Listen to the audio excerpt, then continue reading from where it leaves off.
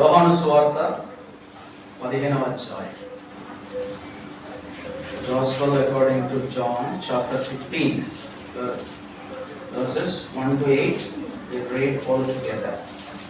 యోహాను సువార్త 15వ అధ్యాయము 1 నుంచి 8 వచనాలు. అందరము కలిసి చదువుకుందాం. నేను నిజమైన ద్రాక్షావల్లిని, నా తండ్రి వ్యవసాయకుడు. నాలో ఫలింపని ప్రతి తీగను ఆయన తీసి పారవేయును. ఫలించు ప్రతి తీగను మరి ఎక్కువగా ఫలింపవలెనని దానిలోని పనికిరాని తీగలను తీసివేయును. నేను మీతో చెప్పిన మాటను బట్టి మీరు ఇప్పుడు ప్రతిఫలమై ఉన్నారు. నా యందు నిలిచియుండుడి, మీ యందు నేను నిలిచియుందును. తీగ ద్రాక్షావల్లిలో నిలిచినట్టుగా గాని తనంతట తానే ఎలా ఫలింపదో అలాగే నా యందు నిలిచినట్టుగా గాని మీరు ఫలింపరు. ద్రాక్షావల్లిని నేను, తీగలు మీరు. ఎవడు నా యందు నిలిచియుండునో, నేను ఎవరి యందు నిలిచియుండునో వాడు బహుగా ఫలించును. నాకు వేరుగా ఉండి మీరు ఏమీ చేయలేరు. ఎవడైనా నా యందు నిలిచి ఉండలేడలా వాడు తీగ వలె బయట పారవేయబడి ఎండిపోవును. మనుషులు వాటిని పోగు చేసి అగ్నిలో పారవేతురు, అవి కాలిపోవును. నా యందు మీరును, మీ యందు నా మాటలను ఉంచుకొనగా మీకు ఏది ఇష్టమో అడుగుడి, అది మీకు అనుగ్రహింపబడును. మీరు బహుగా ఫలించుట నా తండ్రి మహిమపరచును. ఇందువలన మీరు నా శిష్యులగుదురు. ప్రభు యొక్క సహాయం కొరకై ప్రార్థనలో ప్రభు చూద్దాం. మోకరించగలిగిన వాళ్ళందరూ మోకరించండి.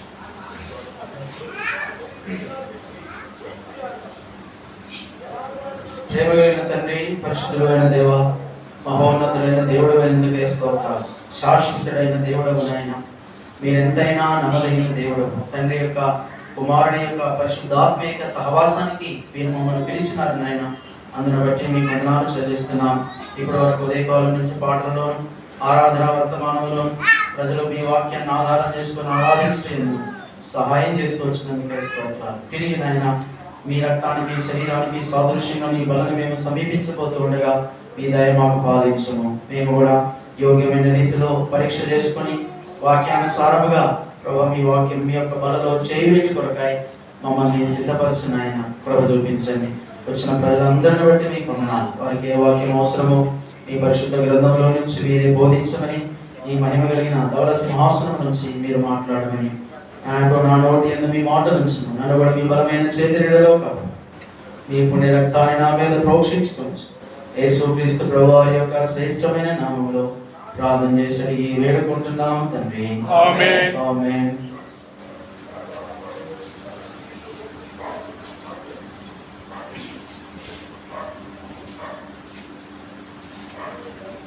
యోహాను సువార్త 15వ అధ్యాయంలో 1 నుంచి 8 వచనాలు మనం చూస్తూ వచ్చినాం. 8వ వచనాన్ని చదువుతాం. 8వ వచనం చదవండి.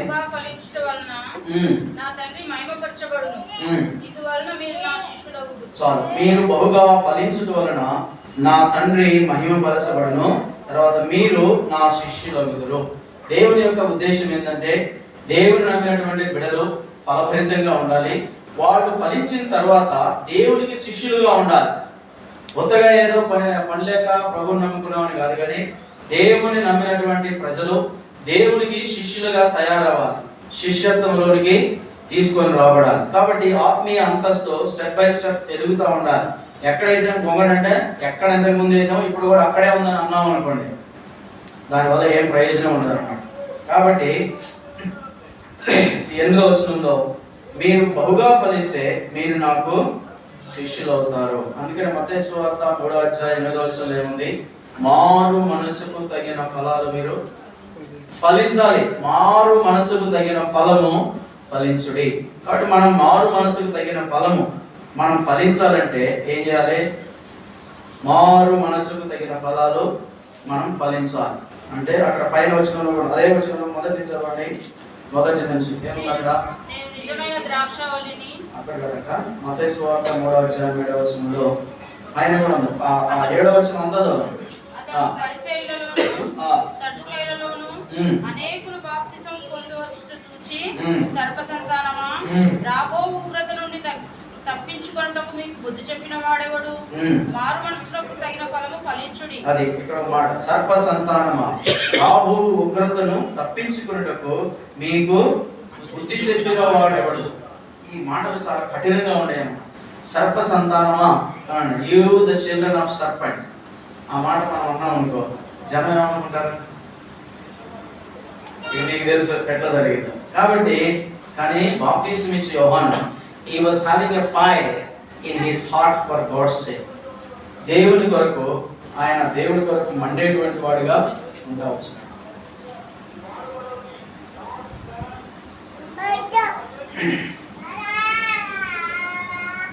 కొంచెం పిల్లలు ఏం చేస్తారంటే, చంటి పిల్లలు మీ దగ్గర కూర్చోబెట్టుకోండి. వాళ్ళు కొంచెం వెనకాల కూర్చుంటే బాగుంటుంది. ఎవరికి మీకు ఇబ్బంది ఉండదు, వాళ్ళకి కూడా ఇబ్బంది ఉండదు అన్నమాట. ఇతర కాబట్టి వాళ్ళు అరుస్తారు, ఎందుకంటే వాళ్ళ స్వభావం అది కూడా నైజం. వాళ్ళని మనమే అనలేము. కాబట్టి పెద్దవాళ్ళు మనం ఏం చేస్తే కొద్దిసేపు వాళ్ళని కొంచెం దగ్గర పెట్టుకుంటే కొంతవరకు కంట్రోల్ అవుతారు.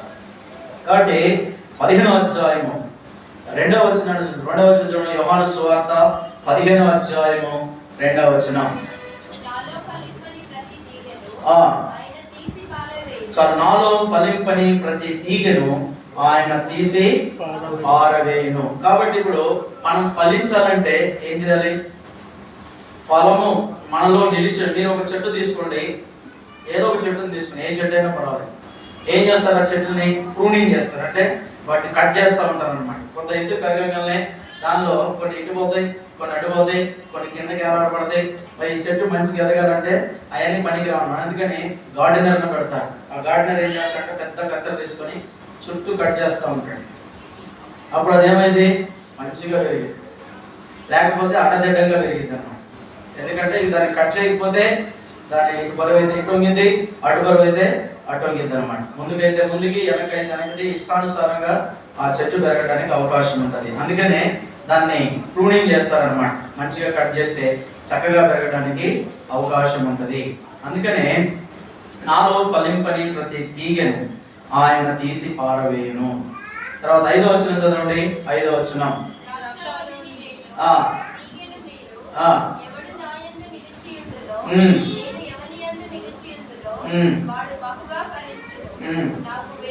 నాకు వేరుగా ఉండి మీరేమీ చేయలేరు.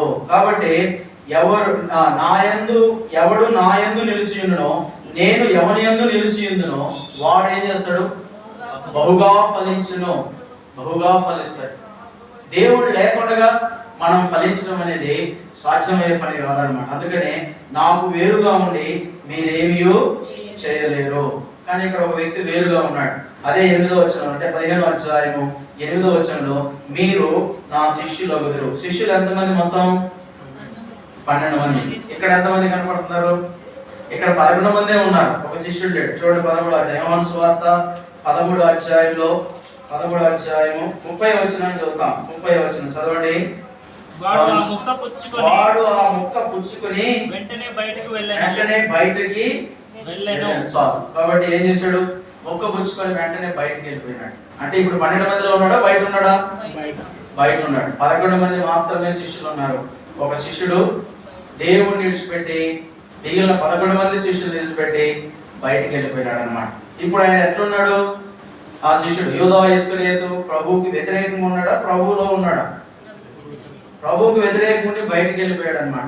అందుకని ఇప్పుడు 11 మంది శిష్యుల గురించే ఇక్కడ రాయబడతా వచ్చింది అనమాట. కాబట్టి తర్వాత ఎంత నష్టాన్ని కూడా తెచ్చుకున్నాడు. ఎంత నష్టమైంది? యూదా ఇస్కరియోతుకి పోయి ఏం చేశాడు? గురి పెట్టుకున్నాడు. ఎంత నష్టం జరిగిందో తన జీవితానికి. నడిమికి పడితే ఇరిగిపోయి పేగులు బయటకు వచ్చినాయి అన్నమాట.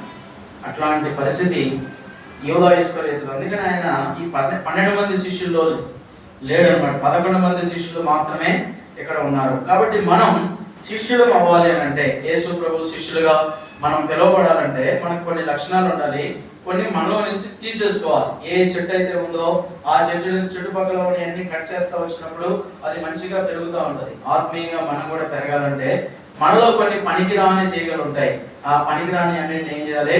మనం తీసేసుకోవాలన్నమాట. అందుకని చూడండి 2వ తిమోతి పత్రిక 2వ అధ్యాయము 14వ వచనాన్ని చూస్తాం. తిమోతిలకు రాసిన 2వ పత్రిక 2వ అధ్యాయము 14వ వచనం చదవండి.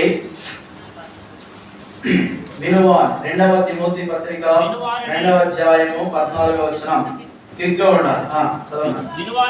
వినువారిని చెరుపుటకే గాని మరి దేనికి పనికిరాని మాటలను గురించి. చాలు. ఏం మాటలు?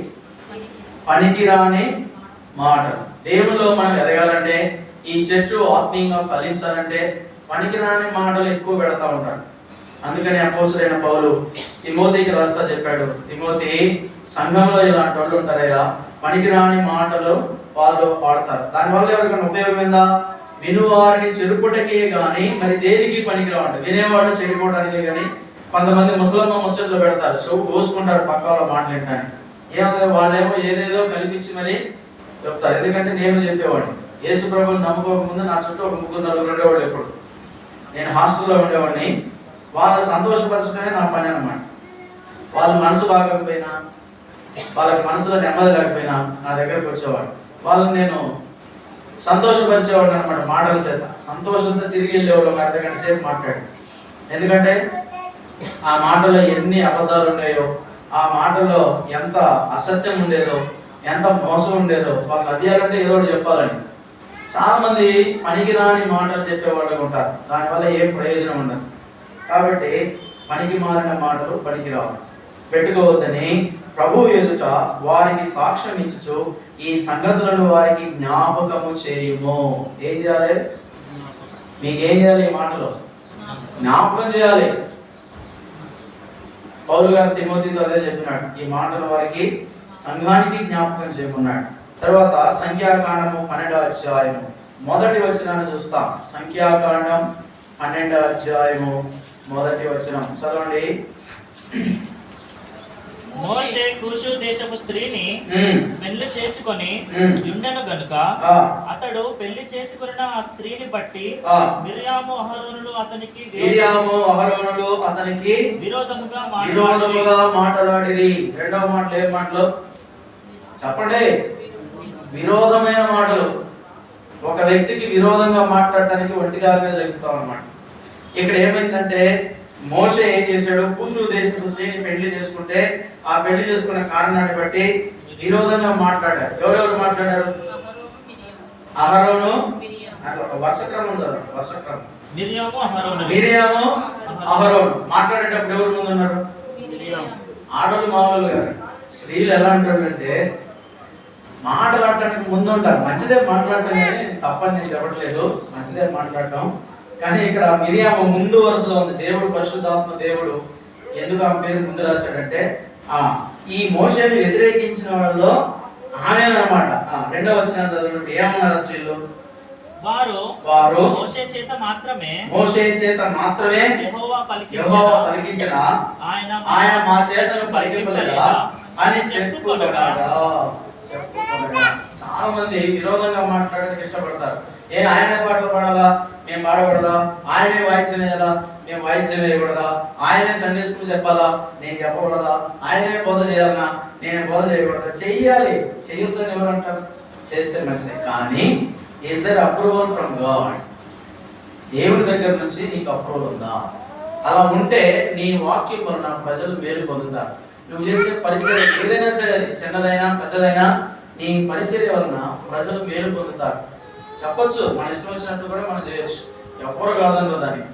ఎందుకంటే మనది మందిరం కాబట్టి మనమే చెప్పొచ్చు, మనమే చేయొచ్చు, తప్పు కాదు. కానీ ప్రతిదానికి కొన్ని క్వాలిఫికేషన్. నీకు ఉద్యోగం, చిన్న ఫ్యూన్ ఉద్యోగం చేయాలంటే నీకు క్వాలిఫికేషన్ ఉండాలనే. 10th క్లాస్ పాస్ అయిపోయి నాకు ఉద్యోగం ఇవ్వండి ఇస్తారా? ఎవరు. డిగ్రీ అర్హత ఉద్యోగానికి నేను ఇంటర్మీడియట్ పాస్ అయ్యి నాకు ఇవ్వాలంటే ఇస్తారా? దేవుడి పని అంటే మనకు కలుసు అన్నమాట. కానీ పిల్లరా, దేవుడు కూడా ఒక క్రమం ఉంటుంది. అది ఎవరికంటే ఆ ట్రైనింగ్ ఉండగా వెళ్ళినవాగే తెలిసింది. మీరు కూడా కొంతమంది ఉండే ఉండొచ్చు. ప్రభు మీకు ఇచ్చిన అనుభవాలు, ప్రభు మీకు నేర్పించిన క్రమము, ఇవన్నీ కూడా ఉండుంటాయి.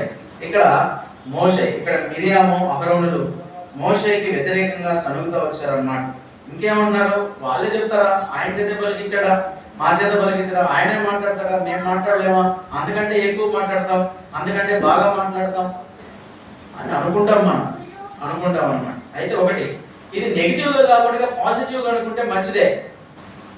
నేను కూడా మాట్లాడతాను, నేను కూడా కూర్చున్నప్పుడు అనుకునేవాడిని, ఇన్ని చాలా ఇంటా ఉన్నాం, మనం కూడా బాగా చెప్పగలం కదా, మనం కూడా చూస్తాం కదా అని. అంటే నీకు అవకాశం లేదు కదా, ఆడే కూర్చునేవాళ్ళు. చాలా సంవత్సరాలు కూర్చొని కానీ నమ్మకత్వం, కానీ ఏ మీటింగ్ మిస్ అయ్యేవాళ్ళం కాదు, అన్నింటికి వెళ్ళేవాళ్ళు. ఈ క్రమంలో దేవుడు ఒక సమయం వచ్చింది, అక్కడ అవసరమైంది. అప్పుడు ప్రభు నిలబెట్టినాడు. ఎందుకంటే గాడ్ హ్యాస్ గివెన్ ట్రైనింగ్. నీవు దేవుని పనిలో వాడబడాలంటే దేవుడు నీకు తర్ఫీదునిస్తాడు. నిన్ను ఏ అనుభవాలు గుండా తీసుకెళ్లాలో అలాంటి అనుభవాలన్నిటి గుండా ప్రభు నిన్ను తీసుకెళ్లి ఆ పని కొరకు నిన్ను సిద్ధం చేస్తాడు. దేవుడు వాక్యం ద్వారా నీతో మాట్లాడతాడు. నీకు ఇంకా భయం ఉన్నప్పుడు ప్రభువు నిన్ను బలపరుస్తాడు. అనేకమైనటువంటి సాక్ష్యాల ద్వారా, అనేకమైన వాక్యాల ద్వారా, అనేక మంది ప్రజల ద్వారా ప్రభు నిన్ను ప్రోత్సాహపరుస్తూ ఉంటాడు. అప్పుడు నువ్వు ఏమి కూడా భయపడకుండా ప్రభు కోసం పనిచేయడానికి ముందుకు వస్తావు అన్నమాట. This is not an ordinary place where everybody can stand and do things. ఇదంటే అంత సులభమైన పద్ధతి కాదు. ఇది పైకి ఎంత కనపడుతుందో లోపల కూడా అన్ని కష్టాలు ఉంటాయి. మామూలు కష్టాలు ఉండవు, మామూలు బాధలు ఉండవు. లేకపోతే నేను ఎలా మెడ వంచాలో దేవుడికి బాగా తెలుసు. కాబట్టి దేవుడు మనకి ఇచ్చినప్పుడు చేయటం ఎంతో మంచిది. దేవుడు మోషేని పిలిచి మోషేతో చెప్పినాడు. కాబట్టి మోషేకి దేవుడు పని అప్పగించాడు, ముందుకు నడిపించాడు. There are some other issues. కొన్ని వేరే విధానంలో కొన్ని పనులు జరిగినాయి. ఆయన పెళ్లి చేసుకున్నాడు. ఆ కారణాన్ని బట్టి వీళ్ళు అసలు పెళ్లికి ఈయన చేసే పనికి ఏమైనా సంబంధం ఉందని వీళ్ళనే మాటలకి, పెళ్లి చేసుకున్న దానికనో వీళ్ళనే మాటలకి ఏమైనా అర్థం ఉందా? పక్కన ఏమైనా మోషే కూషు దేశపు స్త్రీని పెళ్లి చేసుకుని ఉండేను కనుక ఆ స్త్రీని బట్టి అని 1వ వచనంలో రాయబడింది. ఇప్పుడు ఏమేమి అభియోగం మోపుతుంది? మోషే చేత మాత్రమే యెహోవా దేవుడు పలికించడానికి పెళ్లికి ఏమైనా సంబంధం ఉందా అసలు? అంటే మనసులో ఒకటి పెట్టుకొని వేరేది మాట్లాడుతుంది అన్నమాట. మిరియాం కూడా తక్కువదేం కాదు. మనం ఈ రోజుల్లో అనుకున్నాం ఎలాంటి ప్రజలు, ఆ రోజుల్లో కూడా ఉన్నారు వీళ్ళు. ఆ రోజుల్లో మనసులో ఒకటి పెట్టుకుంటారు, పైకి ఇంకోటి మాట్లాడుతూ ఉంటారు. మిరియాం అదే కేటగిరీకి చెందింది. పోనీ ఈ మాట్లాడటం వల్ల ఆమెకి ఏమైనా క్షేమం కలిగిందా? చూడండి, దేవుడు ఆమెకి ఎలాంటి ప్రాధాన్యత ఇచ్చినాడు. ఇప్పుడు 4వ వచనాన్ని చదువుతాం. 4వ వచనం చదవండి. యెహోవా మీరు ముగ్గురు కూడా ప్రత్యక్షపు గుడారమునకు రండని హఠాత్తుగా మోషే అహరోను మిర్యాములకు ఆజ్ఞాపించెను. ఈ వర్ష క్రమం చూడండి. ఫస్ట్ ఎవరి పేరు ఉంది? మోషే, 2 అహరోను, 3 మిర్యాము. వాస్తవానికి ఎవరి పేరు ఉన్నారు? ఇంట్లో పెద్దోళ్ళు ఎవరు? అహరోను. మిరియాం అక్క. మిరియాం మొదట ఉండాలి, తర్వాత అహరోను ఉండాలి, మోషే చివరికి ఉండాలి. కానీ పరిశుద్ధాత్మ దేవుడు ఎలా రాపించాడు? ముందు మోషేని పెట్టాడు, ఆ తర్వాత అహరోను పెట్టాడు, చివరికి మిరియాముని పెట్టాడు. ఎందుకు పెట్టాడు? మిరియాం పేరు ముందు రాపించచ్చు కదా. వరుస క్రమంలో ఇంటికి పెద్దది, జ్యేష్ఠత్వ హక్కు ఉంది, మిరియాముని ముందు పెట్టొచ్చు. ఏం మాటలు బాగా వ్యతిరేకమైన మాటలు మాట్లాడతాం. ఆయన పెళ్లి చేసుకోవడం ఏంది? దేవుడి పని గురించి మాట్లాడటం ఏంది? దేవుడికి ఇష్టం లేనటువంటి మాటలు. అందుకని విరోధమైన మాటల్ని మిరియాము మాట్లాడిన కారణాన్ని బట్టి దేవుడు మిరియాము వెనక పెట్టాడు, ముందుకు పెట్టలే. మనం చాలా సంవత్సరాల నుంచి మందిరానికి వస్తూ ఉంటాం, కానీ మనం ఏడో వెనకమాలు ఉంటాం, ముందుకు రాం. నువ్వు ముందుకు వచ్చినా దేవుడు వెనక నెడతా ఉంటాడు. ఎందుకు నెడతాడు? ఫలింపని తీగలు ఉన్నాయి, అందుకనే నెట్టే. మిరియాము జ్యేష్ఠురాలు, ఇంట్లో ముందు పుట్టింది, 2 తమ్ముళ్ళ కంటే పెద్దది. వాస్తవానికి మిరియాం పేరు ముందు ఉండాలి, కానీ దేవుడు మిరియాం పేరు వెనక పెట్టాడు. పెట్టడమే కాదు, 10వ వచనం చదవండి. 10వ వచనం చదవండి. మేఘమును ప్రత్యక్షపు గుడారం మీద నుండి ఎత్తబడినో అప్పుడు మిరియాము హిమము వంటి తెల్లని కుష్టు గలదాయను. ఏమైంది? కుష్టు వ్యాధి వచ్చింది. ఎందుకు వచ్చింది? వాస్తవానికి ఆశీర్వాదంగా ఉండాలి, ఇంటికి పెద్దవం కాబట్టి అన్ని విషయాల్లో తమ్ముడికి మార్గదర్శకంగా ఉండి వాళ్ళిద్దరిని నడిపించాలి. దేవుడు మోషేని అహరోను సేవకు పిలిచినాడు కాబట్టి వాళ్ళకి ఆత్మ సంబంధమైన విషయాలు నేర్పించాలి. She is a very good singer. Miriam మామూలు కాదు, ఆమెకి కొన్ని లక్షణాలు ఉన్నాయి. మిరియాము తమ్ముడు తీసుకొని పాట పాడిందని వాక్యంలో ఉంది. ఆమె she is a very good singer. ఆమె మంచి పాటలు పాడింది. తమ్ముడికి పాటల పాటలో తరఫీదునిచ్చి దైవికమైన క్రమంలో తమ్ముడిని తరఫీదు చేసి ముందుకు నడిపించినట్టే దేవుడు మిరియాం పేరుని ఇంకొక రకంగా వాడుండేవాడు. కానీ అలా చేసిందా? చేయకపోగా విరోధమైన మాటలు మాట్లాడి దేవుడికి కోపాన్ని రేపి అన్నదమ్ముల మధ్యలో చిచ్చు పెట్టి కుటుంబాన్ని ఆగం చేసింది. అయిందా లేదా? ఇప్పుడు ఆగం అయింది. కుష్టి వ్యాధి వచ్చింది, దానివల్ల ఎంత నష్టం వచ్చింది? 11వ వచనం చదవండి. అహరోను, అయ్యో నా ప్రభువా, మేము అవివేకులము, పాపులమైన మేము చేసిన ఈ పాపమును మా మీద. ఇప్పుడు ఈ ఈ మాట ఎవరు అన్నారండి? ఎవరన్నారు? మిరియాం అనొచ్చుగా. మిరియాం నోరెత్తి మాట్లాడినట్టు ఎక్కడైనా ఈ వచనాల్లో కనపడుతుందా? కనపడదు. అంటానికి మాత్రం ముందుంటది, ప్రభు దగ్గర ఒప్పుకోవడానికి మాత్రం మనసు లేదు. ఇది ఏడు నుంచి కాదు, ఆరంభంలో ఆదికాండంలో అవ్వ దగ్గర నుంచి వచ్చింది. ఒక్క మాట మాట్లాడి చెడగొడతా మాత్రం బాగా చెడగొట్టింది. ఏం చేసింది? ఆదాముని ఆగం చేసింది. చివరికి ఆయన ఏమన్నాడు? నువ్వు ఇచ్చిన ఈ స్త్రీనే ఈ పని చేసింది ప్రభు అని ఆయన చెప్తున్నాడు. అవ్వ ఏం మౌనంగా ఉంది, మౌనంగా. ఇక్కడ కూడా మిరియాం అదే పరిస్థితి. మిరియాం కుటుంబాన్ని కట్టాల్సింది, కుటుంబాన్ని ఆగం చేసింది. వాటి ప్రియులారా, విరోధమైన మాటలు పలకటం మంచిదిగా. దేవుని నమ్మిన ప్రజలు ఆత్మీయంగా ఫలించాలంటే, ఫలభరితమైన జీవితాల్లో ఎదిగి దేవునికి శిష్యులుగా ఉండాలంటే మనలో పనికిరానటువంటి తీగలు తీసేసుకోవాలి. అందులో నెంబర్ 1 మొట్టమొదటిది పనికి మాలిన మాటలు. నెంబర్ 2 విరోధమైన మాటలు అన్నమాట. తర్వాత మేము పాపము చేసిన ఈ పాపమును మా మీద మోపవద్దని ఈయన అహరోను ప్రార్థన చేశాడు. కానీ మిరియాం ఒక్క మాట కూడా దేవుడిని అడిగిన సందర్భం కానీ, దేవుడి దగ్గర పాపం చేసింది, తప్పు చేసింది, కానీ పశ్చాత్తాపం మాత్రం మళ్ళీ మనం తప్పులు చేస్తాం, సైలెంట్గా ఉంటాం. ప్రభు దగ్గర క్షమాపణ కోరుకోవాలి. దేవుడు మన యొక్క ఆత్మలను కాయువాడు. ఆయన మనకి కాపరి కాబట్టి ఆయన మనల్ని నడిపించేవాడుగా ఉంటాడు. అందుకనే యెషయా గ్రంథం 59వ అధ్యాయం, యెషయా గ్రంథం 59వ అధ్యాయము 4వ వచనాన్ని చదువుతాం. యెషయా గ్రంథం 59వ అధ్యాయము 4వ వచనం. సత్యమును బట్టి ఎవడను వ్యాజ్యమాడడు, అందరూ వ్యర్థమైన దాన్ని నమ్ముకుని మోసపు మాటలు పలుకుదురు. ఎలాంటి మాటలు? మోసం చేసే మాటలు. ఏం చెప్తారు? తీయగా ఉంటే మాటలు, చివరికి ఉంటే అంతా మోసమే. నేను కోదాడ ఇంజనీరింగ్ కాలేజీలో అసిస్టెంట్ ప్రొఫెసర్గా పనిచేశాను. చేసినప్పుడు నాతో పాటు ఇంకొక ఫిజిక్స్ లెక్చరర్ ఉండేవాడు. ఆయన నేను ఇద్దరం కలిసి పనిచేసాం అన్నమాట. మేము ఒక దగ్గర అడ్మిషన్ల కోసం పోతే ఈయన ఏం చేశాడంటే, ఆ పిల్లల మొత్తానికి మీకు అందరికీ సపరేట్ హాస్టల్ ఉంది, మీ అందరికీ వైఫైగా మంచి వైఫై ఉంటుంది, వైఫై ఫెసిలిటీ ఉంది, అన్ని ఉండేలేని అన్ని చెప్పాడు. నాకు అప్పుడే డౌట్ వచ్చింది, అదే ఈయన హాస్టల్లో అందరికి సపరేట్ లేదు, ఈయన అందరికి సపరేట్ అయితే చెప్తాడు. తర్వాత ఏ ఫెసిలిటీస్ ప్రత్యేకమైన సందర్భాలు లేవు, కానీ మామూలుగా అందరికి ఉన్నాయి, వీళ్ళకి ఉన్నాయి అని అనుకుంటే మొత్తానికి ఒక 12 మంది పిల్లల్ని పోగేశాడు అనమాట. నేను కూడా మాట్లాడుతూ వచ్చాను. నేను చెప్పిన దాంట్లో మామూలుగా చెప్తాం, మోసం చెప్పం కదా, ఉన్నది ఉన్నట్టుగా నేను చెప్పాను. ఈయనేమో వాళ్ళకి 3D పిక్చర్లో చూపించాడు అనమాట. ఎన్ని ఉంటాయి అనగానే వాళ్ళందరూ ఏం చేశారంటే ఆశపడి, నిజమా అట్లయితే పార్టీ పోదామని పొలవని వెళ్ళారు. వెళ్ళిన తర్వాత అక్కడ ఏ హాస్టల్లో వాళ్ళు రాగానే సపరేట్ హాస్టల్ ఎక్కడ ఉందో చూపించాలి. ఈయన ఏం చేశాడంటే అసలు ఎంత మోసం మాటలు చెప్పాడంటే, ఇదిగో ఆ రోడ్డు పక్కన ఒక ఇల్లు కడుతున్నారు అనమాట, ఇల్లు కడుతున్నారు.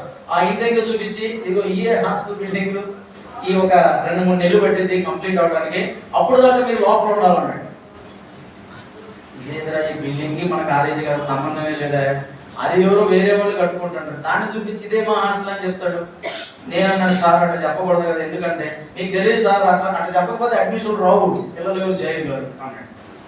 ఏదో గొప్పగా ఉంది ఆయన, సరే ఎందుకైనా మంచిది, మనం ఏం ఉండడం కష్టం అనుకున్నాము. సరే ఇక నేను అక్కడి నుంచి మౌనంగా ఉన్నాను, ఇక డీల్ చేయడం ఆపేసిందండి, ఎవరితో మాట్లాడలేదు. ఈయన ఇక అంతా ఆయన చూసుకునేవాడు అనమాట. తీసుకెళ్ళాడు, లోపలతో మాట్లాడాడు. అక్కడ 1 నెల రోజులు పెట్టాడు ఆ పిల్లల్ని. వాళ్ళ పేరెంట్స్ వచ్చారన్నమాట 1 నెల రోజుల తర్వాత. ఏమైనా మా పిల్లలు అది ఇది గందరగోళం అని అన్నీ చెప్పినావు, ఏమీ లేదు అది అని వాళ్ళు ఇక అరవడం మొదలుపెట్టారు. వాళ్ళు ఏం చేశారంటే డైరెక్ట్గా కాలేజీ కరస్పాండెంట్ దగ్గరికి పోయారు. వీళ్ళు కాదు, లాభం లేదని. పోయిన తర్వాత ఆయన అడిగారు అనమాట, అంటే అసలు మీకు చెప్పిన వాళ్ళు ఎవరైనా అన్నాడు. ఆయన అలా ఆయన చెప్పినాడు, ఆయన పట్టుకురాను అన్నాడు. నేను ఉంటాయి కదా పట్టుకురాను లేడు.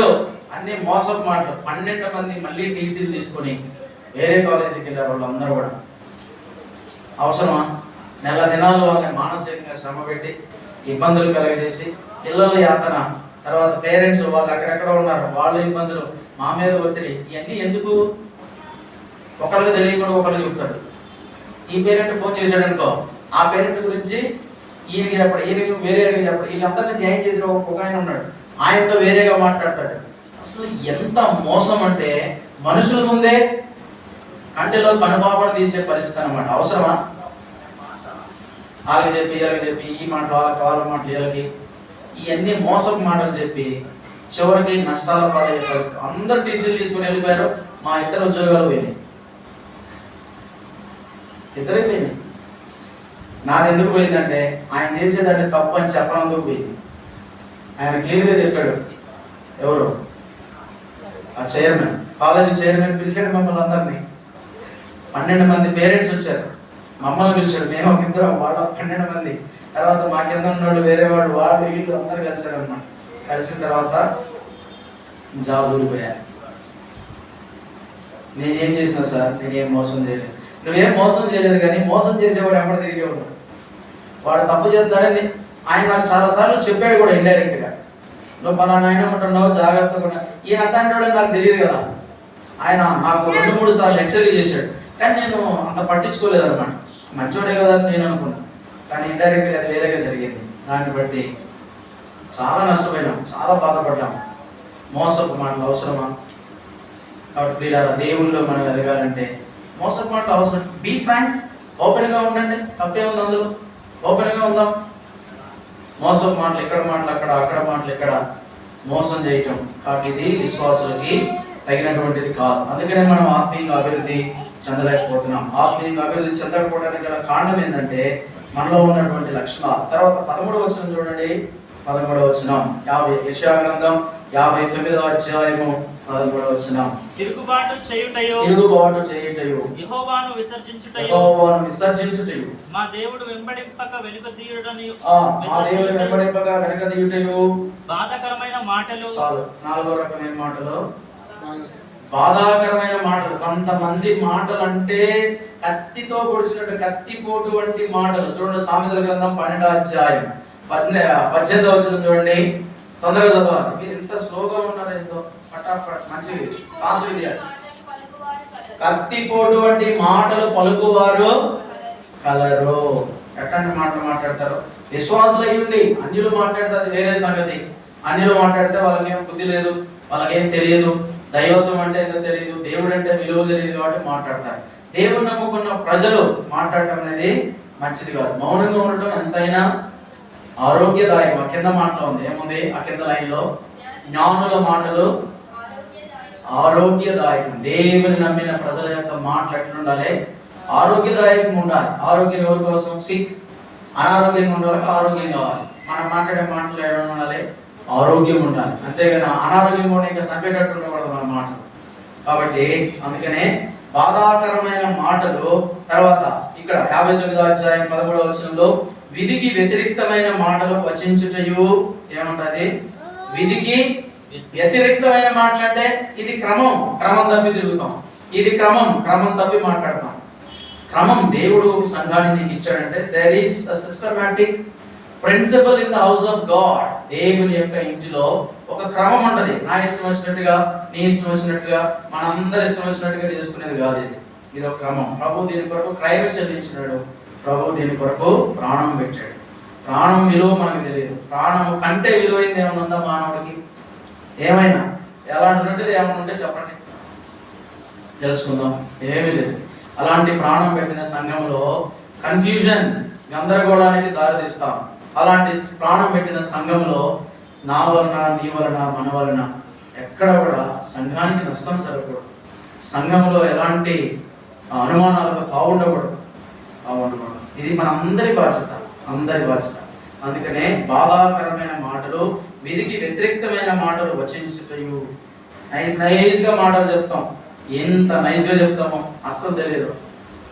ఈ వ్యక్తికి చెప్పిన మాట ఆ వ్యక్తికి చెప్పవు, ఆ వ్యక్తికి చెప్పిన మాట ఈ వ్యక్తికి చెప్పవు, వీళ్ళిద్దరికి చెప్పిన మాట మూడో వ్యక్తికి చెప్పవు. కొంతమంది ఎంత తెలియగలలో, మరి అమాయకులు అర్థం కాదు. నేను నీతో చెప్పినట్టు ఎవరితో చెప్పబోగా. ఈయన చెప్పడం ఎందుకు? ఈయన మళ్ళీ ఆయన ఏం చెబుతాడు? అరే నేను ఆ అబ్బాయితో చెప్పబాకు. చదువుకునేటప్పుడు ఇట్లాంటి వాళ్ళు ఉండేవాళ్ళు ఫ్రెండ్స్, వాటి మీద తీసుకొచ్చి అన్నీ చెప్తాడు. చెప్పిన తర్వాత ఈయన అంటాడు, అరే నువ్వు మనకి చెప్పవాలి, నేను నీతో చెప్పాను. ఎందుకు చెప్పడాడు? 100% కరెక్ట్గా చెప్తాడు. వాడు వచ్చి అరే నేను వాడు ఇట్లా అంటున్నాడు.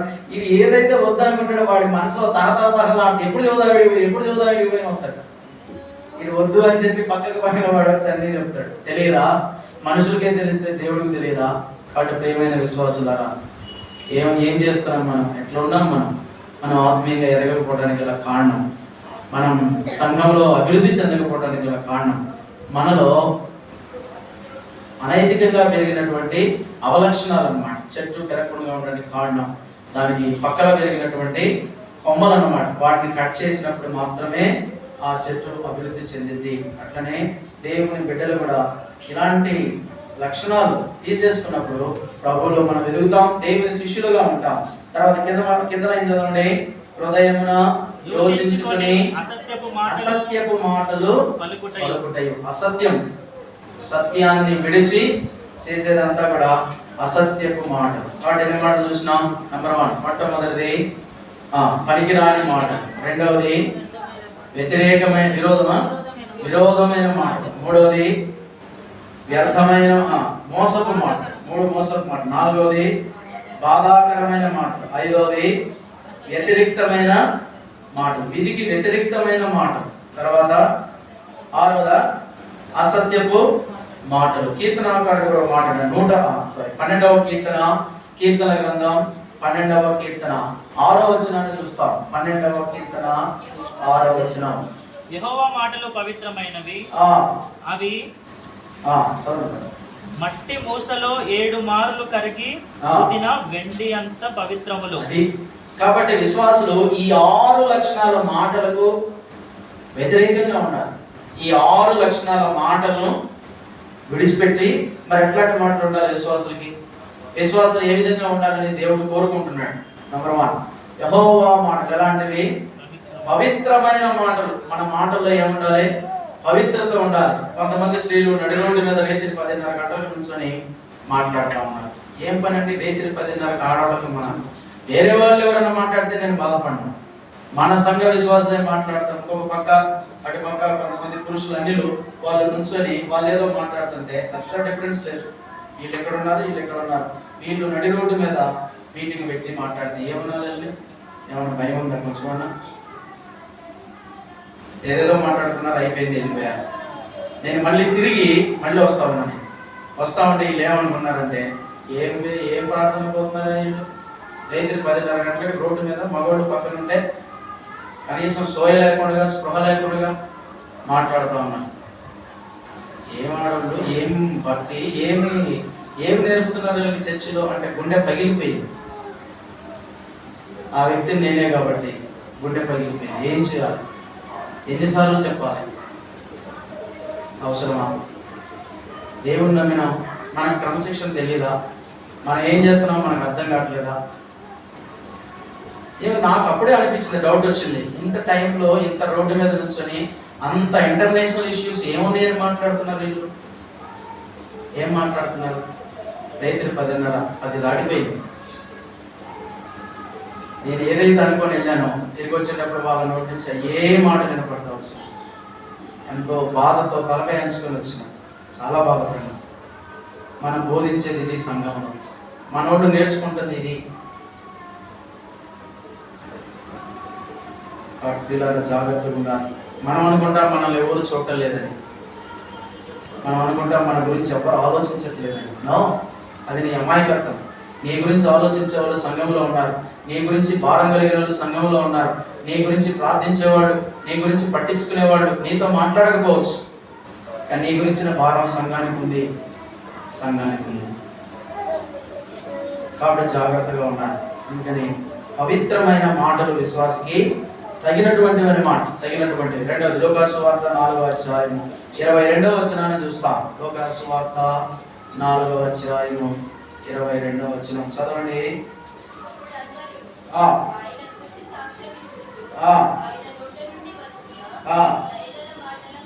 చాలు. యేసు ప్రభు నోటి నుంచి ఏం మాటలు వచ్చినాయి?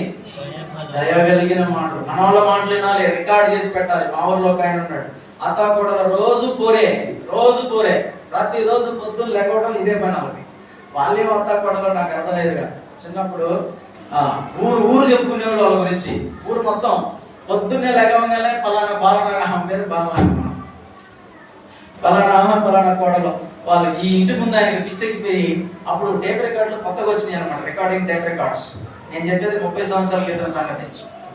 ఏం చేసాడు? రికార్డ్ చేసి పెట్టాడు. వీళ్ళిద్దరు స్టార్ట్ చేశారు. ఉదయాన్నే పొద్దున్నే లేచి 6 గంటలకి ఇల్లు ఉడవడానికి చెరొక సీకు తీసుకొని మొదలు పెట్టారు. ఆ సీకులు అక్కడ పడేశారు. ఇక్కడ మాటల యుద్ధం మొదలైంది. భయంకరమైన తిట్లు, అసభ్య పదజాలం. తిట్టుకుంటే ఈయన ఏం చేశాడంటే, వాళ్ళు కనపడతాయి కదా, ఆయన కిటికీలో ఏం చేశాడు, ఈ స్పీకర్ పెట్టాడు కిటికీలో. ఆ స్పీకర్ మొత్తం లాగింది అన్నమాట. లాగిన తర్వాత వాళ్ళిద్దరు అలసిపోయి ఇక లాభం లేదని ఎక్కడ పోయారు. పోయిన తర్వాత వాళ్ళ టిఫిన్లు ఉంటాయి కదా, బాక్సులు, అన్నాలు పెట్టుకుని పొలం పోయారు. తిరిగి సాయంత్రం వచ్చారనమాట. వచ్చిన తర్వాత ఈయన ఏం చేశాడంటే, అదే కిటికీలో పెట్టి ఈ రికార్డ్ చేయడం మొదలు పెట్టాడు. వాళ్ళిద్దరు ఇల్లు ఒకటే కదా, ఈ ద్వారబంధం దగ్గర ఒకళ్ళు, ఈ ద్వారబంధం దగ్గర ఉంటారు. చెరొక ద్వారబంధం దగ్గర కూర్చున్నారు. పనికి పోయి పొద్దున్న నుంచి పని చేసి వచ్చి అలసిపోయి కూర్చున్నారు. ఈయన రికార్డు సుప్రభాతం పెట్టాడు. ఈయన సుప్రభాతం పెట్టగానే అది ఏం చేస్తుంది, వీళ్ళు ఏ మాటలు అయితే మాట్లాడారో అయ్యే మాటల్ని ఈపిస్తుంది మళ్ళీ సాయంత్రం కూడా. భయంకరంగా తెచ్చుకున్నారు. చివరికి ఏమంటారంటే, ఈ పెద్దమ్మా, అరే ఒకరోజు చెప్పింది అనమాట, పొద్దున్నే పనికి పోయినాం అందరం కలిసి. అరే మా ఇంటి ముందు ఎంత అగాయిత్యం చేసినాడు, ఏం చేశాడు అంటే, నేను మా కోడలు తిట్టుకున్నట్టే రికార్డ్ చేసి మళ్ళీ మాకే చూపించాడు సాయంత్రం అంట. భయంకరమైన మాటలు అన్నమాట. ఇక్కడ ఏమో యేసుప్రభు నోటి నుంచి ఎలాంటి మాటలు వచ్చినాయి, దయగల మాటలు. దేవుని నమ్మిన ప్రజలంగా మన నోటి నుంచి దయగలిగిన మాటలు ఉన్నాయి, కఠినమైన మాటలు కాదు. కొంతమంది మాట్లాడితే మా పరిగెత్తడమే అక్కడి నుంచి. వాళ్ళు అనుకుంటారు మా దెబ్బంటే కాదు, నీ సంగతి దేవుడు చూస్తాడని చూసుకో. నీ సంగతి దేవుడు చూస్తాడు. అబ్బా నేను మాట్లాడితే మందిరంలో అడలిపోవాలి, అడలిపోయేది మందిరంలో కాదు, నీ సంగతి తర్వాత అంటారు. ఇంటికి వెళ్ళిన తర్వాత ఆయన చూస్తాడు. కాబట్టి ప్రియులారా, దేవుని యేసు ప్రభు యొక్క నోటి నుంచి ఎలాంటి మాటలు వచ్చినాయి, దయగలిగిన మాటలు. నీకేమైనా ఇష్యూస్ ఉన్నాయి, సిట్, కూర్చో, మందిరంలో కూర్చో, అందరు కూర్చోండి, మాట్లాడండి, వినయంతో మాట్లాడండి. తప్పే ఉంది అందులో. పెద్దగన్నా అదే మాట, చిన్నగన్నా అదే మాట. పెద్దగన్నా అనుకో 10 మంది పోగవుతారు, సంఘానికి ఉన్న విలువ తీసినట్టు అవుతారు. కూర్చో, సావధానంగా మాట్లాడు, తప్పే ఉంది అందులో. డిఫరెన్సెస్, ఒపీనియన్స్ ఉన్నాయి, ఓకే, మన అభిప్రాయాలు ఒక రకంగా లేవు, కూర్చుందాం, మాట్లాడదాం, అడ్జస్ట్ చేసుకుందాం. ఇది ఒక రోజుతో పోయేది కాదు కదా. ఇదేమో ఈ రోజుతోనే, ఈ వారంతో ఈ మందిరం అయిపోతుందా? జీవిత కాలం మొత్తం జాగ్రత్త గుర్తు పెట్టుకోవాలి. జీవిత కాలం అంతా ఉంటుంది ఈ మందిరం. నువ్వు చచ్చిపోయిన తర్వాత కూడా ఈ మందిరం ఉంటుంది. దేవుడు బి సమ్మాన్, దేవుడు ఎవరో ఒకరు ఉంచుతాడు ఇక్కడ. నీ తర్వాత నీ తరం, నీ పిల్లలు, వాళ్ళు ఈ సంఘంలో నిలబడతారు. కాబట్టి ఇది ఒక రోజుతో పోయే పని కాదు. జీవితకాలం అంతా పోయిన పొడుగుత వాదోపవాదాలు ఎంతకాలం ఉంటుంది? ప్రభువు చూస్తాడు. ఎంతకాలం చూస్తాడు? There is an end. Full stop పెడతాడు ఒక చోట. ఫుల్ స్టాప్ పెట్టాడంటే మన పని కథం, మనం అయిపోయినట్టు. అందుకనే పిల్లరా జాగ్రత్తగా ఉండాలి. అందుకని ఇక్కడ ఏమన్నా, దేవుని ఎదుటి నుంచి, ఆయన నోటి నుంచి వచ్చిన దయగల మాటలకు ఆశ్చర్యపడిరి. కొన్ని సంఘాలు, నాకు తెలిసిన ఒక దైవ సేవకురాలు ఉన్నారు. సేవకుడిగా ఎగురుతూ ఉంటాడు అనమాట. ఆయన కొంచెం హైపర్ యాక్టివ్గా ఉంటాడు. ఎగురుతూ ఉంటే ఆంటీ ఉండేది. ఆంటీ ఆ సంఘ పెద్దల దగ్గరికి పోయి, అన్న ఎందుకన్నా అరుచుకోవడం, రండి అన్న, కూర్చోండి అన్న అని వాళ్ళ లోపలికి తీసుకుపోయి వాళ్ళకి నీళ్ళు ఇచ్చి, ఇమ్మీడియట్గా టీ తెచ్చి వాళ్ళకి ఇచ్చి, అన్న కూర్చొని మాట్లాడుకున్నా, ఆయనకి కొంచెం హైపర్ యాక్టివ్గా ఉంది, మీరు కూర్చోండి అంటే. నాకు చాలా ఎంత అనిపించిందంటే, ఇలాంటి సేవకురాలు కూడా ఉన్నారా? వాళ్ళు కూర్చొని మాట్లాడుకొని ఆ సమస్య సాల్వ్ చేసుకొని అందరూ ఇటు దారినట్టు పోయారండి. అట్లాంటి ఇన్సిడెంట్స్ ఎన్నున్నాయో. ఏం మనకి అట్లా ఉండటం ఇష్టం ఉండదా? డోమ్ డమ్ డిస్కునే ఎప్పుడు కావాలా? ఇక్కడ this is not the place. అలాంటి దానికి మందిరం కాదు స్థలం. బయట వీధిలో ఉండే పోరాటాలు వేరుగా ఉంటాయి. మందిరం అన్నప్పుడు దానికి ఒక క్రమం ఉంటుంది. చిన్నగా మాట్లాడినా అదే మాట, పెద్దగా మాట్లాడినా అదే మాట, ఏది మాట్లాడినా అదే మాట. అందుకని ఏం చేయాలి మనం? ఇదే మనం నేర్చుకోవడం అంటే. ఏది నేర్చుకోకుండా యాజ్ ఇట్ ఈస్ గా మనం ఉండమంటే మనం ఫలించట్లేదు. ఫలించడానికి తిరోగమ దిశలో ఉన్నామని అర్థం. కాబట్టి ప్రియులారా, దేవుని ఎదుటి నుంచి, ఆయన నోటి నుంచి వచ్చినటువంటి దయగల మాటలకు ఏం చేశారు వాళ్ళు? ఆశ్చర్యపడతా వచ్చినారు. యోహాను సువార్త 6వ అధ్యాయము 68వ వచనాన్ని చూస్తాం. 68వ వచనం, 6:68 చదవండి.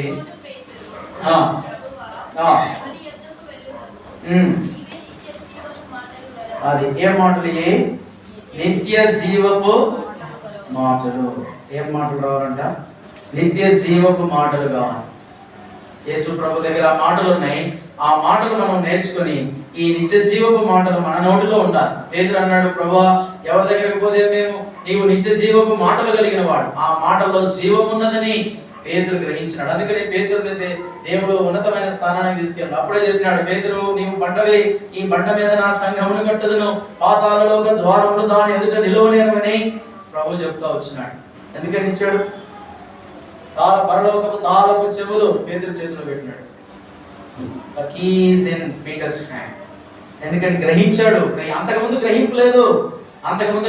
ప్రధానికి ముందుకెళ్ళేవాడు, ప్రధానికి దుందుడుకు స్వభావంతో ఉండేవాడు. అందుకనే చాలా బైబిల్ స్టడీలో పేతురు యొక్క వ్యక్తిత్వాన్ని మనం ధ్యానం చేస్తూ వచ్చాం. ఐ థింక్ 2 నెలలు అవుతా ఉంది. 2 నెలల నుంచి పేతురు మీదే ప్రతి వారం చూసుకుంటూ వచ్చినాం. ఆయనకున్న లక్షణాలు ప్రతి వారం ఒక 2-3 లక్షణాలు చూస్తూ వచ్చినాం. కాబట్టి ఆయనలో ఉన్నటువంటి లక్షణాలు ఇదే లక్షణం. అయితే ఇప్పుడు యేసు ప్రభు తెలుసుకున్నాడు, గ్రహించాడు. నీవే నిత్య జీవపు మాటలు గలవాడు, నీవు నిత్య జీవపు మాటలు కలిగిన వాడు సంగతి పేతురు గ్రహించినాడు. కాబట్టి దేవుడు పేతురును ఆశీర్వదించినాడు. అదే సామెతల గ్రంథం 12వ అధ్యాయం 7వ వచనం చదవండి. సామెతల గ్రంథం 12వ అధ్యాయము 7వ వచనం.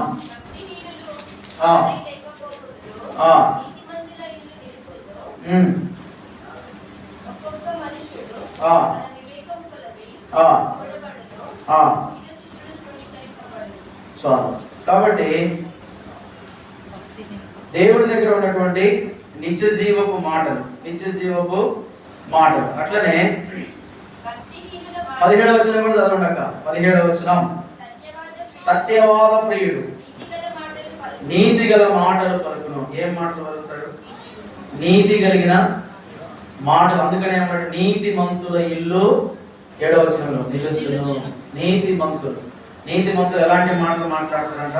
నీతి కలిగిన మాటలు మాట్లాడతారు. అక్కడ నిత్య జీవపు మాటలు మన నోటి యందు ఉండాలి. నీతి కలిగిన మాటలు మన నోటి యందు ఉండాలి. సత్యవాద ప్రియుడు నీతి గల మాటలు పలుకును. నీతి కలిగిన మాటలు. అట్లనే 2వ సమూయేలు గ్రంథం 7వ అధ్యాయం 28వ వచనాన్ని చూస్తాం. 2వ సమూయేలు గ్రంథం 7వ అధ్యాయము 28వ వచనం చదవండి.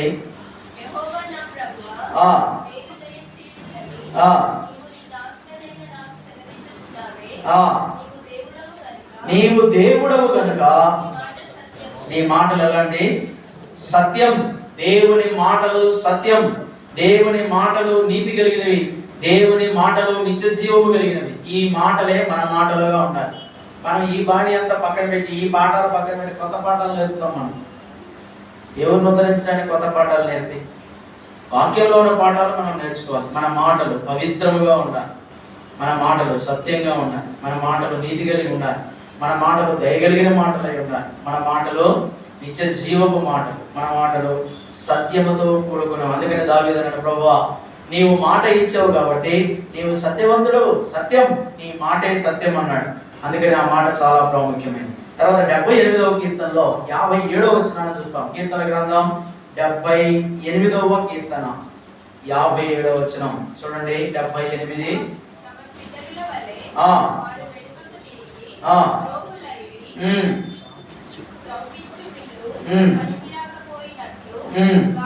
చౌకిచ్చు బిల్లు పనికి రాకపోయినట్లు వారు తొలగిపోయిరి.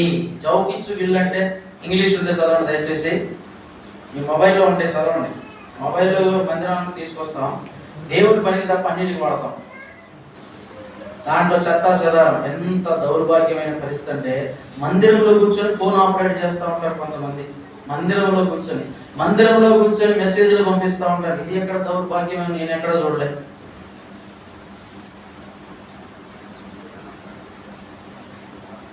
ఎప్పుడో ఒకరోజు వచ్చే బెంజిమెన్ కూడా ఫోన్ తీసి ఆడతాడు. ఎందుకంటే చూస్తున్నాడు, మిగిలిన వాళ్ళు ఆడుతుంటే ఆయన చూస్తున్నాడు, ఆయన కూడా ఆడుతున్నాడు. ఎంత బాధ అంటే కొత్తగా వచ్చే పిల్లలకి ఇది మనం నేర్పేది. ఇప్పుడు అబ్బాయి కొత్తగా వస్తున్నాడు, ప్రార్థన చేస్తూ ఉన్నాం, ఇక్కడ దేవుడి మాటలు చెప్తాం, ఆయన ఫోన్ తీసి ఆపరేట్ చేస్తున్నాడు. ఏమంటాం ఆయన? ఎందుకంటే మిగిలిన వాళ్ళు చేస్తున్నారు కాబట్టి చూశాడు, అందుకే చేస్తున్నాడు. మనం ఏమన్నా అన్నా అంటే కోపాలు. మనం చేసే పని మాత్రం మంచిగా ఉండదు. తలకాయ దించుకునే పనులు మనం చేసే. నేను ఎప్పుడు మొబైల్ గురించి మాట్లాడాలా, కానీ నాకు తెలుసు, అన్నీ చూస్తూ ఉంటాను నేను. కాబట్టి పిల్లల మనం ఒక వ్యక్తి కొత్తగా వచ్చాడంటే మనం ఏం నేర్పుతున్నాం ఆయనకి? ఇదేనా మనం నేర్పే పద్ధతి? జాగ్రత్తగా ఉండాలి. వాక్యం చదవడం ఒకరు చదవాలి. ఆ మొబైల్లోనే తెలుగు ఇంగ్లీష్ బైబిల్లో ఉంటాయి. దానిలో తీసి ఒక మాట ఇంగ్లీష్ చదివితే ఏమైంది? back and dealt unfaithfully like their fathers. They were turned aside like a deceitful bow. అక్కడ ఒక మాట ఉంది, డిసీట్ఫుల్ బౌ. అసలు తెలుగులో ఇచ్చిన పదానికి ఇంగ్లీష్ లో ఇచ్చిన పదానికి అసలు పొంతం లేదు. డిసీట్ఫుల్ ఇక్కడ ఏముంది, జౌకిచ్చు విల్లు. జౌకి ఇవ్వడం అంటే అది ఏమంటాం దాన్ని, ఇరిగిపోయే పరిస్థితి అనమాట. ఓటికుండా అంటాం చూసారా, ఓటిది అయిపోతుంది. జౌకిచ్చింది విల్లు అంటే అది పనికిరాదు అనమాట. కానీ ఇంగ్లీష్ లో వాడింది డిసీట్ఫుల్. డిసీట్ అంటే మోసం. ఈ తెలుగు పదానికి ఆ ఇంగ్లీష్ పదానికి చాలా తేడా ఉంది. అసలు మోసం ఏంటండి, ఆ పదం దేవుడు ఎందుకు వాడాడు అక్కడ, డిసీట్ఫుల్ బౌ. అంటే దేవుడు మనల్ని ఎందుకు ప్రేమించి రక్షించాడో, దేవుడు మనల్ని మందిరంలోకి ఎందుకు తీసుకొచ్చాడో, దేవుడి యొక్క ఉద్దేశాలను మనం మర్చిపోయి మన ఇష్టాలను నెరవేర్చుకోవడానికి దేవుడిని మోసం చేస్తున్నాం. దేవుడు చేయమన్న పని చేయకుండా మన సొంత పనులు చేసుకుంటున్నాం. ఇది మోసం అంటే. ఒక వ్యక్తి నీకు నమ్మి బాధ్యతలు అప్పగించాడు, నువ్వేం చేస్తావు, పని చేయకపోతే దాన్ని ఏమంటావు, అది ఎంత మోసం చేశాడు అంటామా అనమా? నేను చెప్పిన పని చేయకుండా వేరే పని చేసి సమయం అంతా వృధా చేసినాడు, ఎంత మోసం చేశాడు, వీళ్ళని నమ్మకూడదు జీవితం అని అనుకుంటాం. అనుకుంటాం అనుకోవా? అందుకనే దేవుడు ఆ పదం రాశాడు అక్కడ, డిసీట్ఫుల్ బౌ. జౌకిచ్చు విల్లు ఎందుకు, అది దేనికి, తెలుగులో మళ్ళీ పనికిరాదనే మాట కరెక్ట్గా వాడాడు. జౌకిచ్చు విల్లు పనికిరాదు. There is no use of you in the house of God. నీ వల్ల దేవుని సంఘానికి ఎలాంటి ప్రయోజనం లేనివాడుగా లేనిదానికి నువ్వే చేసుకుంటున్నావు. మొబైల్ చూసి చెప్పిన పని మాట వినకుండా వ్యతిరేకంగా ఉండి పనికిరానటువంటి పనుల వల్ల మనమే ప్రభువుకు పనికిరాని వాళ్ళంగా చేసుకున్నాం. దేవుని పని మనం చేసామంటే మనం చేసిన పని వల్ల ప్రజలు మేలు పొందాలి, ప్రజలకు తృప్తి కలగాలి, ప్రజలు సంతోషపడాలి, ఆనందంతో తిరిగి వెళ్ళాలి. మనం చేసిన పని వల్ల తిట్టుకుంటూ పోయారనుకో ఏ ప్రయోజనం దానికి? వీళ్ళు ఏమైంది, జోకిచ్చింది, అది పనికిరాదే. దేవుని పరిచయం చేసే పరిచారకులమైన మనం ఏం పనైనా చేయి, నువ్వు సండే క్లాస్ చెప్పు, వాక్యం చెప్పు, మందిరంలో సాపులై, పాటలు పాడు, వైద్యలై, ఏ పనైనా చేయి, చౌకిచ్చు విలులాగా మనం ఉన్నామా? We should not take it as a prestige అండి. నాకు అర్థం కాని విషయం ఏంటంటే, దేనికి ప్రెస్టేజ్? ప్రెస్టేజ్ కోసం కాదు దేవుని పనులు చేసేది. Whether the will of God is there or not, నీలో దేవుని చిత్తం ఉందా లేదా, దేవుడు నేను వాడుకోవడానికి ఇష్టపడుతున్నాడా లేదా, అది చూడాలి. ప్రెస్టేజ్లు కాదు ఇక్కడ చూసేది. ప్రెస్టేజ్ ఇదే, నీ ఇల్లా నా ఇల్లా ప్రెస్టేజ్ ఇవ్వడానికి. దేనికి మనకి ప్రెస్టేజ్? No prestiges. ఇక్కడ ఏమి కూడా ఘనతలు గౌరవాలు ఏమి ఉండవు. ఇంకా దీనివల్ల బాధ్యతలు ఎక్కువ ఉంటాయి. ఆ బాధ్యత నెరవేర్చకపోతే మనసులో ఒక బాధ, వేదన. అందరికి మీకు కూడా తెలుసు, పనిచేసే వాళ్ళకి, దేవుడు పనిచేసే వాళ్ళకి మీకు కూడా ఐడియా ఉంటుంది, మీకు ఆ బాధ ఉంటుంది లోపల. కాబట్టి మనం ఏం చేయాలి? జౌకిచ్చు విల్లు పనికిరాదు దేవుడి పనికి. అలా ఉన్నారని దేవుడు ఇశ్రాయేలు ప్రజలకు చెప్పినాడు. తమ పితరుల వరే వారు వెనుకకు తిరిగి, ఆ మాట చూడండి, ద్రోహులైరి. ద్రోహులు అంటే ద్రోహం చేయడం. This is what deceit. ఇదే మోసం అంటాం, దీన్నే ద్రోహులు అన్నారు తెలుగులో పదం. కాబట్టి జౌకిచ్చు వీళ్ళు పనికి రాకపోయినట్లు వారు తొలగిపోయేది. కాబట్టి ప్రియులారా, దేవుని నమ్మినం అని చెప్పుకునే మనం సో కాల్డ్ బిలీవర్స్, మనం ఫలభరితంగా ఉండాలంటే మన జీవితంలో ఫలింపని ప్రతి తీగె పారేయాలి. ఏమిటయ్యా మనలో పనికిరాని అంటే?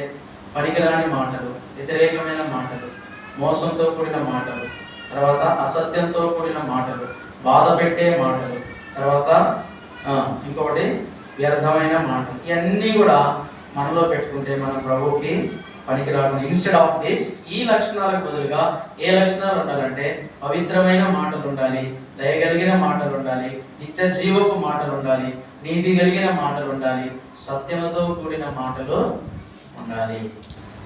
ఒకసారి మీరు పరీక్ష చేసుకోవాలి.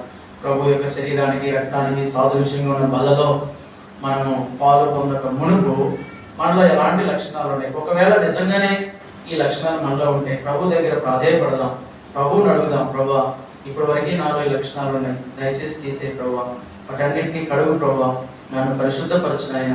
నా నోటి మాటలు, అందుకనే భక్తుడు ఏమన్నాడు? నా నోటి మాటలు, నా హృదయ ధ్యానం ఎట్లుండాలి? ఒక్క వాక్యం చెప్పము, వేరే విషయాలు అడుగు, పోసుకుంటాం చెవులు. మామూలు మాటలు కూడా మీకు తెలియకపోతే మీరు ఏమి నేర్చుకుంటున్నట్టు మరి? అందుకనే పెన్ను, బుక్ పెట్టుకోవాలి, రాసుకోవాలి. రాయంగా వాక్యాలు కొరకే, వాక్యాలు నేర్చుకోవాలి. మీకు ఒక విజన్ అనేది లేదా? విజన్ ఉంటుందా మీకు? ప్రతి ఇన్స్టిట్యూట్కి కానీ ఒక ఆర్గనైజేషన్కి ఒక విజన్ ఉంటుంది, మనం ఏం చేయాలి. రీసెంట్గా ప్రధానమంత్రి ఒక లిస్ట్ పంపించాడు, సర్క్యులర్ పంపించాడు. 2047కి భారతదేశం ఎలా ఉండాలని నువ్వు అనుకుంటున్నావు, రాయి ఒక వ్యాసం. నేను నవ్వుకున్నా, రేపు ఏం జరిగిందా సంగతులు ఏందో తెలియకుండా 2047 అసలు ఈయన ఉంటాడు ముందు? ఉండడు. ఆఫ్టర్ 2 years ఉంటాడో లేదో తెలియదు, కానీ ఆయనకున్న విజన్ చూడు.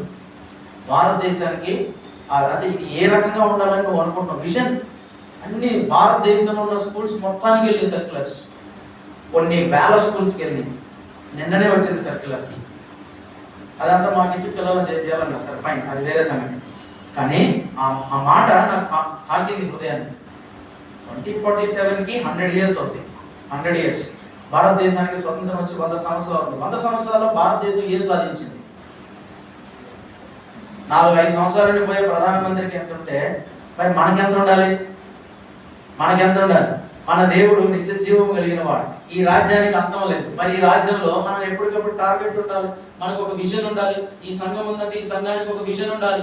ఇప్పుడు మనం ఎట్లున్నాం, ఆఫ్టర్ 5 years ఎట్లుంటాం, ఆఫ్టర్ 10 years ఎట్లుంటాం, దానికోసం మనం ఏం చేయాలి. సంఘంలో పిల్లలు ఉన్నారు, వాళ్ళకి ఏం చేయాలి. యవనస్తులు ఉన్నారు, వాళ్ళకి ఏం చేయాలి.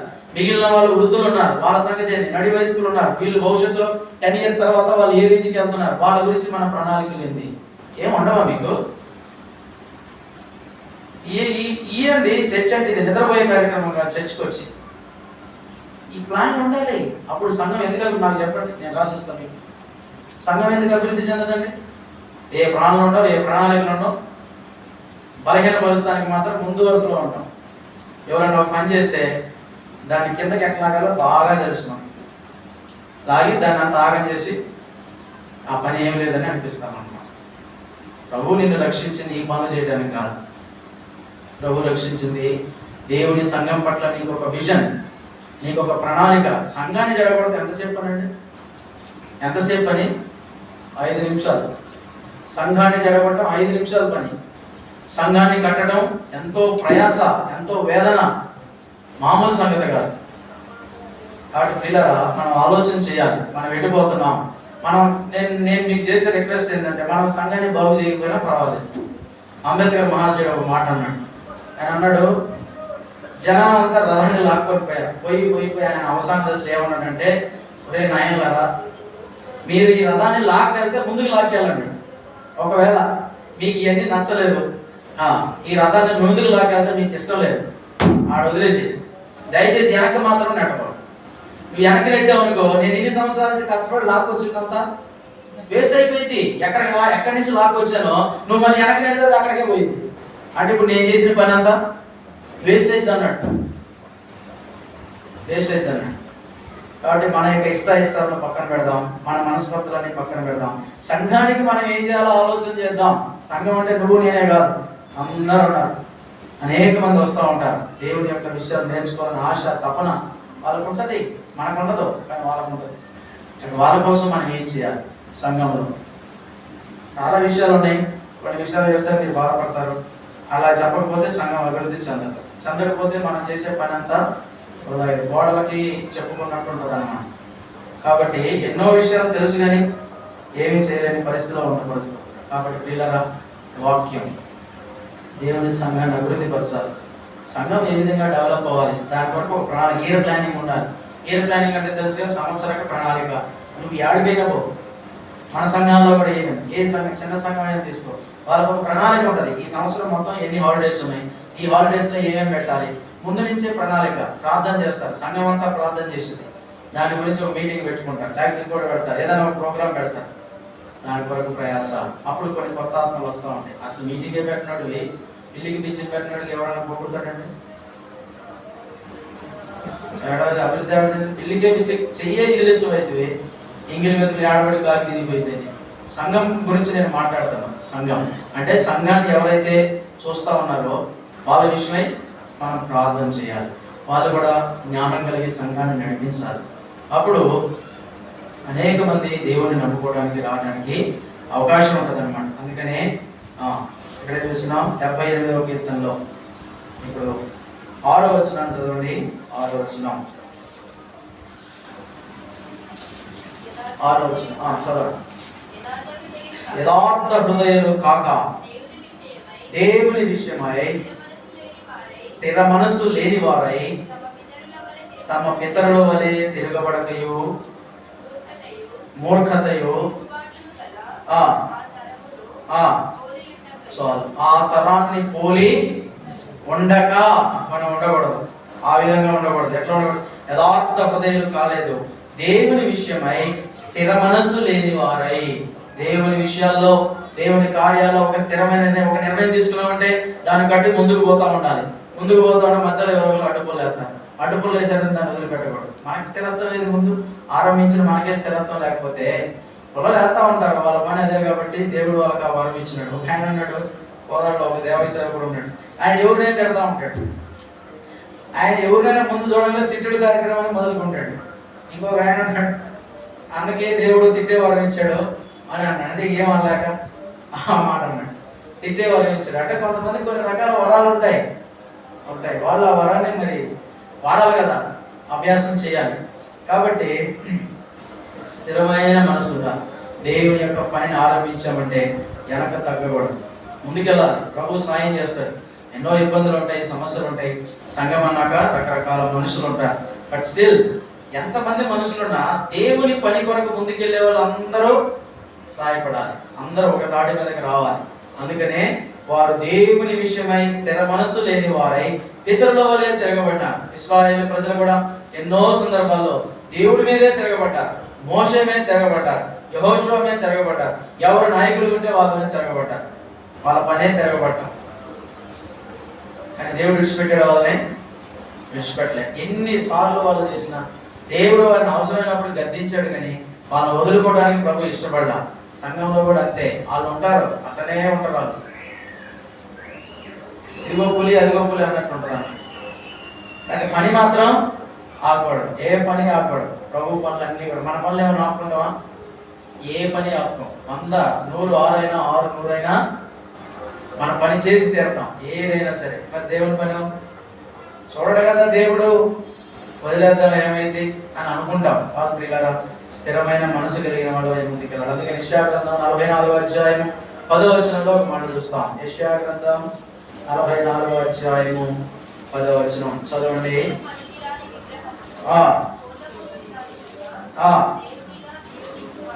అది ఎందుకు పనికిరాని విగ్రహమును పోత పోసి దానిని ఒక దేవుడిగా నిరూపించువాడెవడు?